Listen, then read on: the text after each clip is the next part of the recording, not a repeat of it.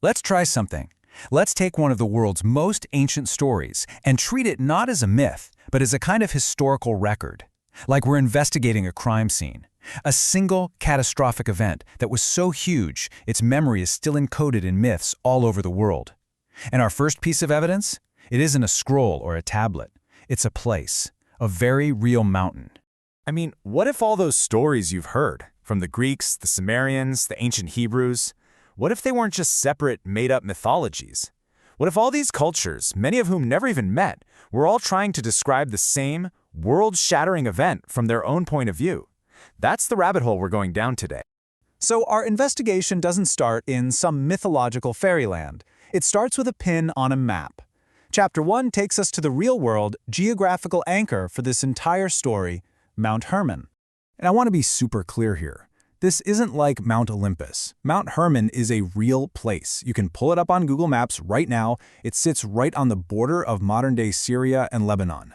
For the ancient world, this was kind of the edge of the known world, a towering, mysterious landmark. And when you look at the specifics, it gets even more interesting. We're talking about a peak that's over 9,000 feet tall, so high it's got snow on it almost all year round. It completely dominates the landscape. And look at those ancient names, Sirion, Senir. Different cultures, different names, but they all recognized this place was important. This wasn't just a mountain, it was the mountain. But here's the kicker, the name itself. Our main source here, the Book of Enoch, a text we know is ancient thanks to the Dead Sea Scrolls, says that the name Hermon comes from the Hebrew root word cherem. Now, this isn't just a promise. A cherem is a binding, no turning back kind of oath. It's a pact so serious that whatever is bound by it is considered set apart, devoted to destruction. The mountain's name is basically a memorial to a dark promise. Which, leads to a pretty big question. What kind of pact could possibly be so important, so world-changing, that they would name an entire mountain after it? So, in Chapter 2, we go from the where to the who. We're going to talk about the beings who came to this mountain and the pact they made that broke the world. And this is one of those details that just gives you chills. The ancient texts aren't vague. They don't say a bunch of angels showed up. They say 200. Exactly 200 of these beings, called the Watchers, descended on that mountain summit. It reads less like a myth and more like an after-action report. And then you get this moment of incredible psychological realism. Their leader, a being named Samyaza, he starts having second thoughts. But listen to why he's scared. He says, "I fear you will not agree to do this deed, and I alone shall have to pay the penalty for this great sin." See what he's doing? He's not worried about whether it's right or wrong. He's worried about being the only one to take the fall. He needs accomplices. And that fear, that need to spread the blame, is what leads to this plan. First, the idea, let's go down and take human wives. But Samyas is afraid of being the scapegoat. So, the solution? A binding collective oath. They all swore mutual imprecations, which is a fancy way of saying they cursed each other to make sure nobody could back out. This wasn't some holy agreement. It was a criminal conspiracy designed from the start to ensure everyone was equally guilty. So they've made their pact. The deal is done. But the thing is, taking wives, that was just part of it. What did they teach humanity that was so bad it would eventually lead to a world-ending flood? And that brings us to Chapter 3, Knowledge Given Too Soon. The story now shifts to what the Watchers actually taught us. And believe me, it reads like a detailed indictment, a charge sheet against each of them. The list of charges is just wild. You have one named Azazel, and he gets the blame for teaching humanity weapon-making and metallurgy. Another, Barakijal, taught astrology. But then you get this one, Penemu. His crime? Teaching humanity how to use ink and paper. Yeah, you heard that right. The very act of writing is listed on the indictment. And this is a really important point. The argument in the ancient text isn't that weapons or writing are evil in and of themselves. The problem was the timing. It was all given to us way too soon. It's like handing a toddler the keys to a high-performance sports car. We were given godlike power before we had anything close to godlike wisdom. And just think about the paradox here for a second.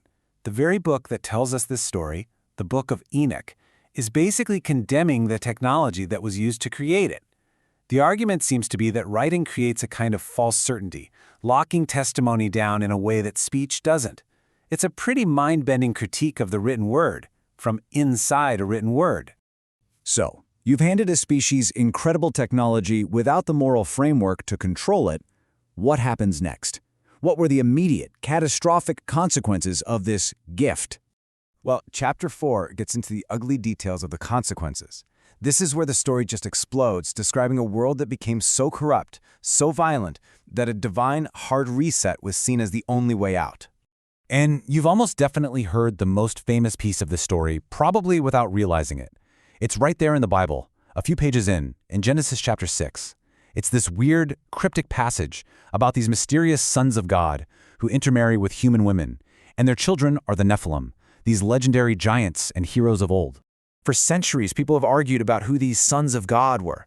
The later view, the Sethite view, says they were just the righteous line of Adam's son Seth.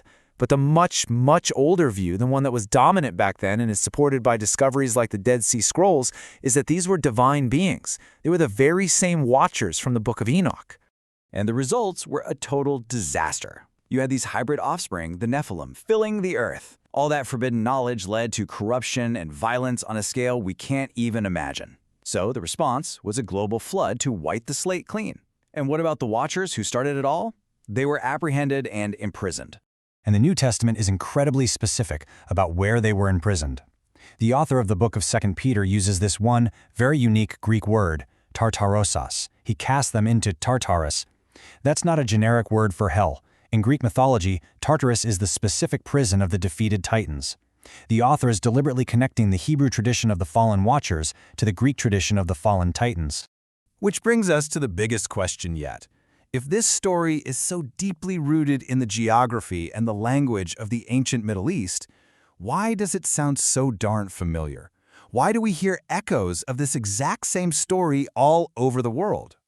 And that brings us to our final chapter, and really the whole point of this. What if we're not looking at a local myth from the Levant? What if we're looking at a global memory? One story told by many different cultures under many different names. Just look at this pattern. It's striking. The Hebrews call them the Watchers, who have the Nephilim. You go to ancient Sumeria, you hear about the Anunnaki who descend and create hybrid Apkallu. In Greece, it's the story of the Titans who father the demigods. Hindu texts tell of the Devas who interact with humanity. In every single case, the pattern is identical. Divine beings come down, they create hybrid offspring, and the whole thing ends in a cataclysmic judgment. These cultures had no documented contact, so how on earth are they all telling the same story? So, if this isn't just a collection of myths, if this is a distorted, fractured memory of a real historical event, if these beings were real, and they were really imprisoned, well, that leads to one final chilling question. What happens when their sentence is up? What happens when the seal on Tartarus is finally broken?